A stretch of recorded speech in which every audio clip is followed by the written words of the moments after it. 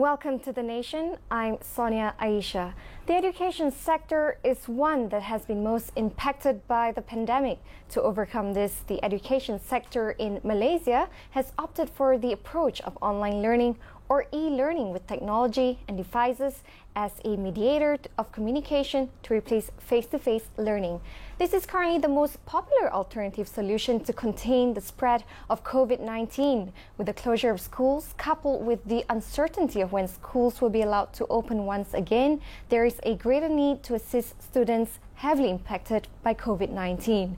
Also, it is important to find a remedy to this conundrum by ensuring students are able to continue their learning process despite the lockdown measures.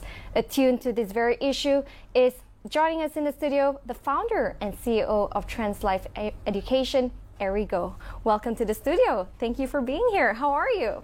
Yeah, thank you so much for inviting me.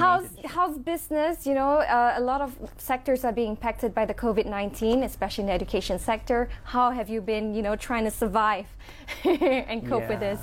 I think for education industry itself has been, I can see a lot of up and downs for the past half a year. And then a lot of businesses are impacted. And then especially when we are running online tuition, I can see a lot of tuition centers are being affected, especially when it comes to MCO, CMCO, EMCO. Exactly, and it has come as a shock to many of us, right? We're so used to that face-to-face learning, and now all of a sudden, we have to shift everything digitally. And we've seen 1.2 billion students all over the world being out of schools, because of the school closures. In Malaysia alone, it's about 1.95 million students in government schools. Yes. How do you think we can shift, this skepticism into something positive, especially when it comes to online learning? I think the online learning itself, because of this COVID-19 and the pandemic situations, the situations in Malaysia has progressed so much compared to before this pandemic situations. Because in the past, there were a lot of teachers and students were kind of reluctant to actually take on the practice of learning online. But because of this pandemic situations, they are forced to actually accelerate the learning of how they should take in this online teaching and online learning at home. Yeah, which I think is definitely necessary. It takes maybe something like a pandemic to actually enforce, this teaching method to teachers, because a lot of times people are still preferring face-to-face learning, and they don't really see the value of online learning. And now we've seen how important it is, to kind of cultivate these online learning methods to not just teachers and students, but we're talking about parents as well, Yes. because they are the ones preparing those, modules at home for for their kids. But do you think this shift is sustainable in the long run? Yes, I think because of the period they've been in for the past half a year, it has created a new habit among the parents and the students. And especially the parents are forced to learn how to help their kids to monitor the latest schedules of the classes. Yeah, and it's interesting, and we've seen parents starting to appreciate, the Yes. teachers' jobs, right? We often take it for granted. Now we're like, oh my God, parents are like congratulating teachers and thanking them for all the hard work that they do. But do you think we could have been better prepared for a situation like this? Yes, actually I noticed there are some teachers are well prepared for these situations, especially those teachers that have been learning on how to use, for example, Zoom, Google Meet, Google Classroom, even way before COVID-19. And there are also teachers who were kind of reluctant to pick this up before pandemic situations. And then because of this, now everyone are being forced to actually learn this. And I guess this is something very, very interesting when it comes to like how the teachers are behaving when it comes to this pandemic situations. Yeah, and I think, I guess it's interesting to see how online learning has benefited a lot of people, but also we're talking about the underprivileged ones with barely any access to internet. If you read the news, people, students in Sarawak have to hike up mountains, just to get access to internet. What's your take on this? Do you think Malaysia, with 90% penetration, internet penetration, are we ready for this shift, of taking face-to-face lessons digitally? Yes. I think when it comes to taking the physical classes digitally, there are two ways of looking at it, because there are two options. One is attending like the classes live. Another one is attending the classes in a more offline way, which is they can watch recorded videos.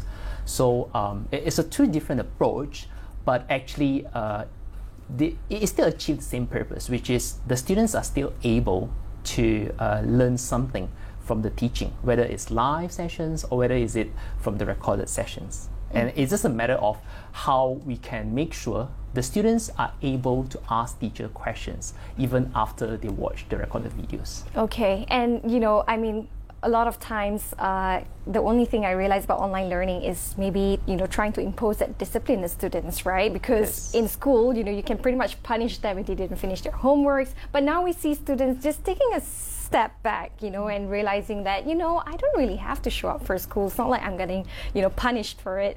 How do you, especially at TransLife Education, ensure that the discipline is in there amongst the students? Is there like a reward system that you go for? I think the first priority when it comes to how we can ensure the students actually participate actively is the first thing is whether our teachers are very, very engaging. That means the teachers need to teach in a way that will attract the students to their lessons. It's just like when we are, for example, the kids love to play video games, computer games. So they are able to sit in front of their computer or even their mobile phone for one whole day.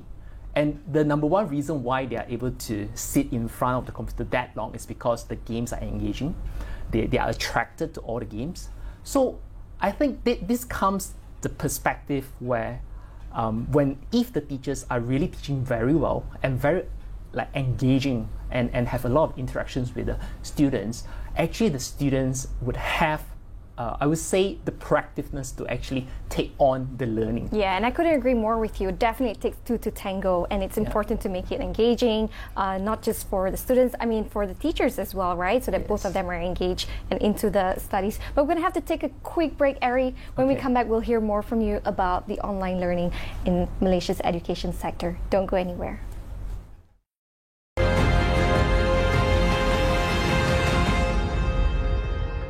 Serius ke, Will? Serius. Kau labur sikit je tapi kau dapat balik banyak. Saya pun ingat nak melabur. Ya ke? Melabur sikit nanti dapat berkali ganda. Kita mesti masuk ini pelaburan. Untungnya banyak besar. Betul lah. Betul saya mahu. Ya betul labur. Tapi labur dalam apa? Ingat, pelabur yang selamat adalah pelabur yang bermaklumat. Pesanan ini dibawakan khas oleh Suruhanjaya Security Malaysia dan Investmart.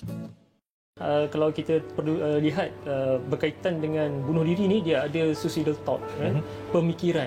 Kemudian ada suicidal ideation, ada dalam pemikiran kita untuk melaksanakan. Jadi itu dari satu sudut. Jadi kalau tadi kita perhatikan dalam statistik yang ditunjukkan melalui Polis Diraja Malaysia, 266 kes dalam tempoh 7 bulan. Dia menunjukkan satu data yang sepatutnya beri kita peringatan.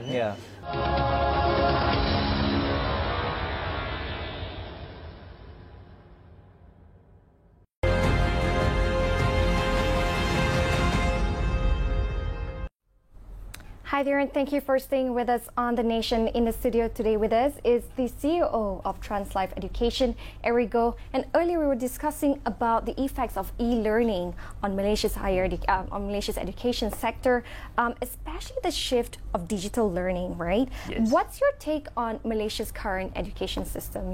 Previously, I mean, a lot of times it's very much exam-oriented. Yes. And, which results to students memorizing the answers to their questions.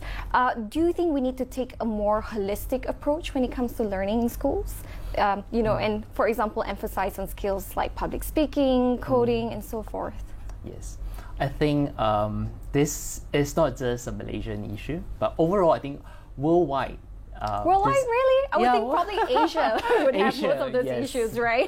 All Sure. those like tiger moms, Yes, But you were saying? exam oriented. Right.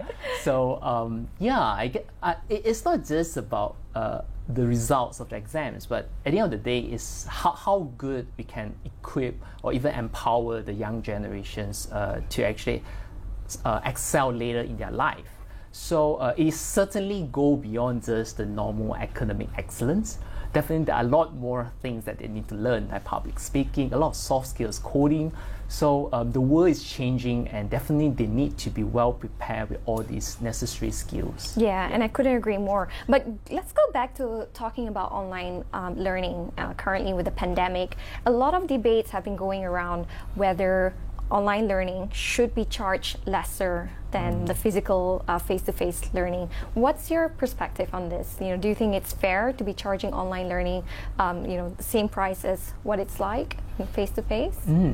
This is in fact very interesting questions, and we also get a lot of queries from the parents as well, because they will always say about since you guys are running online, you don't have overhead costs, Yeah, you're not paying for your rental, electricity, utilities. Yeah. Yes, but actually behind the scene, there are a lot of things that we need to prepare. Like definitely, if you are going for some free software, like in the market, some teachers are using Zoom, Google Meet. There are a lot of free software. But it really depends on how good you want to bring the whole platform quality to. So, for example, if you want a very, very clear visions of the teaching, definitely you need, for example, you need webinar solutions. And if you need to make sure that the kids, they have a very holistic, getting updates about the whole teaching contents, teaching materials, then you have to prepare them a good platform, a good portal for them to get all the updates. Yeah, exactly, and that's what most parents are not aware of, right? Yes. It's also the preparation that goes behind the scenes before they're actually going out there and teaching their kids. Yes. But let's look at post-COVID-19. Do you think there's still going to be a rapid growth in online learning or a decline? I foresee a short-term decline, because people will still go back to their original physical classes. But that's the moment where they will be able to compare clearly, like, previously during the pandemic, my kids were learning at home, from home, and I didn't have to send them to physical classes. So now, when everyone is back to their physical classes, then that's the moment where they will ask themselves, hey, now I have to send my kids, and if the results when my kids are learning at home and when they are learning online are the same, then why would I need to send them to physical classes? So there will be a period for adjustment, I think, among parents. But I foresee a rapid growth after that. Mm-hmm. Yeah. Which is interesting. I think it takes like a drastic change for a pandemic like this to happen in order for us to experience the two contrasts, right? Yes. But of course, I still think that it should be a balance. I'm sure, for example, I was studying in America, and it was a very balanced learning approach where 50% was being done face-to-face and half of it was being done online. So I think there's also give and take. Online, for example, is very useful if you are on summer break, where you can't be on campus, but you have to learn, you can learn wherever you are. Yes. And I guess that's what you're doing at TransLife Education, right? You are promoting online learning, and you also, I read up your website, and it mentioned that you are not a tuition class, but you are an intensive, revision class. Yes. Perhaps you can tell a little bit the difference between, tuition class and intensive revision. Okay, so we started with intensive revision classes, because when we first started, it was just in the midst of MC or PKP. So at that point of time, the right product market fit for us to enter the market was actually the revision classes, because definitely because we don't have the luxury just like the normal tuition classes where they already have the existing students. For us, it's more like how we can find the solutions that most of the parents or even the students are looking for at that point of time. And then for us, we started with the revision classes, because back then there weren't anyone actually offering that. Mm-hmm. But what would you say is the ultimate difference between like tuition and revision, because I guess tuition is, they cover what subject by subject, chapter by chapter, whereas what revision are you talking more about, like intensive, kind of like grilling the students? how is it like, the difference? Yeah. I think for intensive, it's more towards preparing the students for the final exams, because back then we started with SPM revision classes where the students only had like less than half a year. The original schedule was supposed to be October. So we started in May, which is like less than half a year. Oh, so that's why you called it intensive, because of the shorter time frame that the students actually had to prepare for the exams. Correct. Yeah, and I think it's useful, especially when you talk about intensive. I think that's the time that it matters most to students, especially when it comes to preparing for their exams. It's the last stretch that actually counts, whether they'll succeed in their exams or not. But we're going to have to take another quick break, Ari. When we come back, we'll hear more from the CEO and founder of TransLife Education. Don't go anywhere.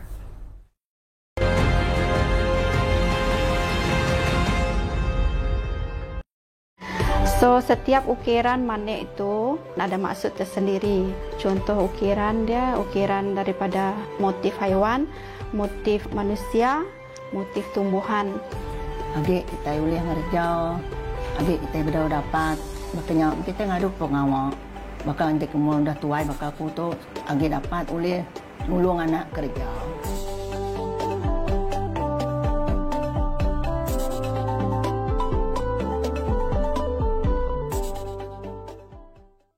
Habislah lebu duit aku. Lain kali, hati-hati bila melabur. Nasib baik kita tak labur. Pastikan pelaburan itu sah. Jangan fikir untung je. Abang-abang nak melabur? Lesen ada? Mana lesen Suruhanjaya Security Malaysia? Jadilah pelabur bijak. Selidik dan teliti dulu pelaburan yang ditawarkan sebelum melabur. Silap labur, duit lebur. Pesanan ini dibawakan khas oleh Suruhanjaya Security Malaysia dan Investmart.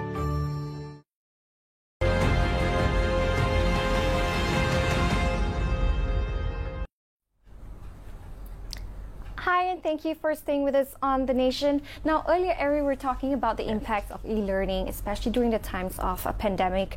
But let's look further into online learning. Okay. And, we've seen a few negative instances where, there are barely any supervisions when when kids are learning from home. What kind of advice would you give to parents, in ensuring that, the kids are tuning into, I would say, saved videos and tutorials online? Yep. I think one of the methods that they can actually try is try to engage, try to interact with their kids more. Like, try to ask them, like, what are things that you learned today? Because we can't really enforce the kids to study. So this is something that we notice a lot from our parents.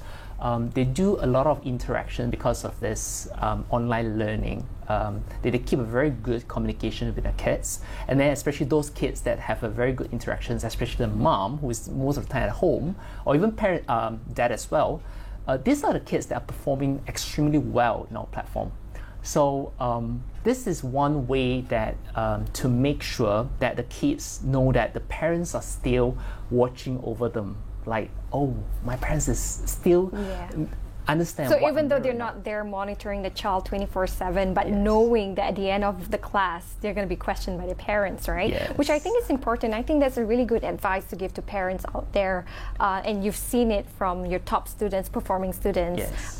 That is the most effective, because parents are now forced to juggle between working and overlooking their child's education. Yes. So TransLife Education aims to assist students heavily impacted by COVID-19. Yeah. Perhaps you can elaborate more on the sort of assistance that you provide to students. Okay, so for us, because we provide tuition classes, and the perspective that we enter is that we want to ensure the students really understand what is being taught in the school. So that's why when it comes to the implementations of the whole teaching, we ensure that there is a two-way communication between the teachers and the students, giving them opportunity to ask questions, giving them the opportunity to submit assignment, and also make sure that all the recordings and materials are in place for the kids to actually refer to anytime. So I think there is a lot of preparations that needs to be done to ensure that the kids are really learning the best from the school. Yeah, and what would you say is the difference between your online platform and the many other online platforms that's being offered out there? Yeah, I think the biggest difference between what we are doing right now is we heavily invest in the facility itself and the infrastructures. So like we pay for the most expensive webinar software. We also make sure that all these the website that we create for them is something that is customized and tailor-made to ensure the students have a smooth from login to payment to attending classes to do revisions and also further more follow-up on the enrichment courses. So it's like a full one-stop center that provides all the help that they need and the guidance as well. Correct. It seems like a very interesting product, but do you think there's going to be some sort of a collaboration they're going to have with the local schools? Because I'm sure a lot of teachers out there, especially from the government schools, need the aid and the guidance when it comes to teaching their students, and also students out there, who are lacking resources and access to all these useful modules that you offer. Do you foresee some sort of collaboration in the future? Yes, definitely.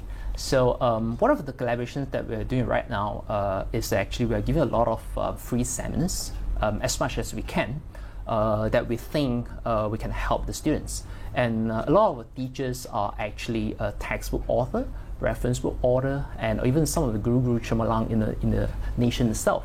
So these are the teachers that sometimes they will advise me like what would be best for the kids, and they will recommend to me, okay, Ari, let's do this seminar for the kids because I think they need it, and maybe this is not properly taught in school because of this pandemic situation. So we have a lot of amazing teachers that actually would advise me from time to time, like what would be the best for us to contribute to the kids, or even how we can collaborate further with the schools. So like for the time being, we also are giving away books to school, reference book that are written by our teachers. We are giving them for free for the school so that they have additional material that they can use for the studies. I see. But I'm just trying to understand the education landscape right now in Malaysia, especially in government schools, the primary and secondary. Are the textbooks available online? Yeah. Okay. Yeah, even pre-COVID, it was really online for students to access them. For the time being, as far as I know, the online textbook is available for all the students. So that's why they don't have issue in getting the so-called online versions of textbooks. Yes. I see. Because previously it was always like, say, the underprivileged ones will have to rent those textbooks and bring it home with them. Yes. But let's look at the future. Okay. Post-COVID-19, we mentioned that there could be a mix between online learning and face-to-face learning. Do you think it's going to benefit the society in the future?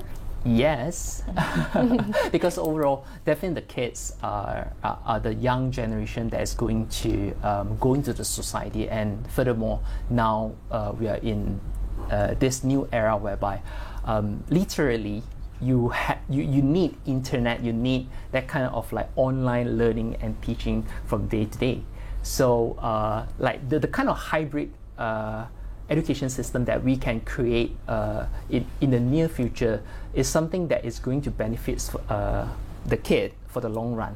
This is what I believe. And I definitely agree with you. I think those infrastructures, resources need to be in place, especially in our country, to support and facilitate the digital shift in the education sector. Yes. Now, lastly, before we go into closing, Ari, what would your message to all the students who are sitting for their SPM this year? I think all the students, you have less than 2 months to prepare for your SPM exams. So do whatever you can, and although you are learning from home, but there are a lot of informations and materials that actually you can get online. So get help from your school teachers and even your tuition teachers. And these are the students that actually you can benefit from the you can benefit from there. Yeah. All right. Well, thank you so much, Ari, for those very impactful advice. Now, after years of encouraging e-learning and virtual classroom approaches, the coronavirus pandemic has helped Malaysia to move the needle on technology acceptance for learners, especially for students. While it is too early to see how COVID-19 will ultimately affect the accelerated adoption of digital learning, it is clear that the wheels of change have been set in motion. It is time to prioritize learning and not put it on the back burner. That's all on today's episode. I'm Sonia Aisha. This is The Nation. Thank you.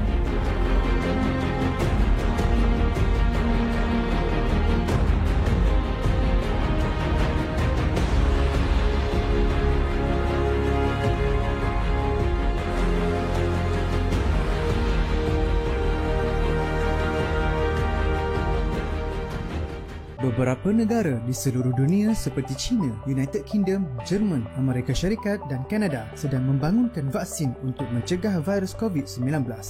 Vaksinasi adalah langkah pencegahan yang paling berkesan untuk mencegah penyakit berjangkit seperti COVID-19. Vaksin